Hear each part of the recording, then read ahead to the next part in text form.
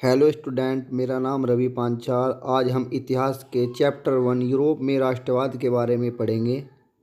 राष्ट्रवाद किसे कहते हैं? राष्ट्रवाद यह विश्वास है कि लोगों का एक समूह इतिहास, परंपरा, भाषा, जातीय या जातिवाद और संस्कृति के आधार पर खुद को विभाजित करता है। जो विचारधारा किसी भी राष्ट्र के सदस्यों में एक साझा पहचान को बढ़ावा देती है, उसे राष्ट्रवाद कहते हैं। राष्ट्रवाद की भावनाओं की जड़ें जमाने के लिए कई प्रतीकों का सहारा लिया जाता है, जैसे राष्ट्रध्वज, राष्ट्र प्रतीक, राष्ट्रगान आदि। राष्ट्र क्या है? राष्ट्र उन लोगों का समूह है जो किसी क्षेत्र, भाषा, नस्ल आदि रीति रिवाज के साथ पहचान करते हैं, जो आमतौर पर एक शहर या देश का निर्माण करते हैं। राष्ट्र कहलाता है। नारीवाद क्या है? नारीवाद एक आंदोलन है। यह महिलाओं के हीन परिस्थिति पर सवाल खड़े करता है। यह आंदोलन की मांग करता है कि पुरुषों और महिलाओं की स्थिति एक समान हो, और यह एक विचारधारा भी है। नेपोलियन कौन था? नेपोलियन बोनापार्ट का जन्म 15 अगस्त 1769 ईस्वी में हुआ था। इनके पिता चार्ल्स बोनापार्ट फ्रांस के कुलीन परिवार के ताल्लुक रखते थे। नेपोलियन ने अपनी शिक्षा सैनिक अकेडमी से पूरी की। इन्होंने फ्रांस की नेता में अपना कैरियर 1785 ईस्वी में शुरू। जब इटली पर ऑस्ट्रिया का कब्जा था, सन 1796 में फ्रांसीसी नेपोलियन को इटली की मदद के लिए भेज दिया गया। इटली की मदद के लिए भेजने का फैसला किया, इटली को ऑस्ट्रिया से बचाया जा सके। नेपोलियन को उस सेना का कमांडर बनाया गया। नेपोलियन ने अपने परिश्रम से ऑस्ट्रिया पर परास्त किया और इस घटना से फ्रांस का वह हीरो बन गया। नेपोलियन।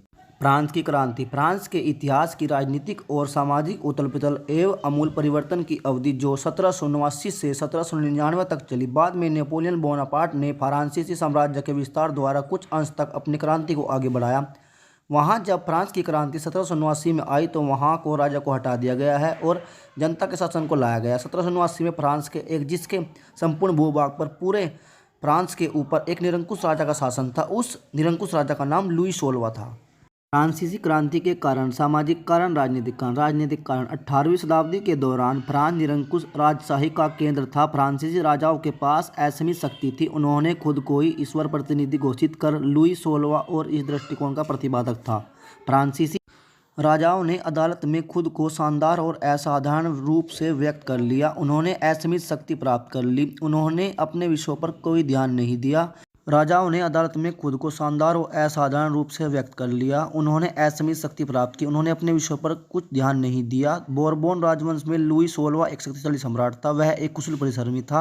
वह आत्मविश्वासी शासक था। उन्होंने अपने युद्धों में भाग लिया। लुई 16वां ने असीमित शाही शक्ति की अवधारणा उनके प्रसिद्ध टिप्पणियों पर पता चलता है। लुई वह एक तितली सम्राट था। उसकी दृष्टिकोण विदेश नीति पर विशेष आर्थिक स्थिति कमजोर कर दिया। लुई ने इंग्लैंड के खिलाफ साल तक युद्ध लड़ा। वहां पर युद्ध में बहुत खर्चा हुआ। खर्चे के दौरान उसके बाद उन्हें एहसास हुआ। इस प्रकार निरंकुश राजशाही, दोषपूर्ण प्रशासन, असाधारण खर्चे की फ्रांसीसी क्रांति के राजनीतिक कारण का गठन किया गया। सामाजिक कारण। 18वीं शताब्दी के दौरान फ्रांस की सामाजिक स्थिति बहुत दयनीय हो गई। तत्कालीन फ्रेंच सोसाइटी में 3 वर्गों में विभाजित किया गया: पादरी, नोबल और आम लोग। प्रथम पादरी स्टेट के पादरियों को 2 समूह में विभाजित कर दिया गया था, अर्थात उच्च पादरी और निम्न पादरी। उच्च पादरियों में समाज में शीर्षक स्थान पर कब्जा कर लिया। उन्होंने फ्रांस की चर्चा, मठों और शैक्षणिक स्थानों पर प्रबंध किया। उन्होंने सम्राट को कोई कर नहीं दिया। डॉक्टर, वकील, शिक्षक, व्यापक, लेखक, दर्शन वर्ग के थे। इनके पास धन और सामाजिक स्थिति थी।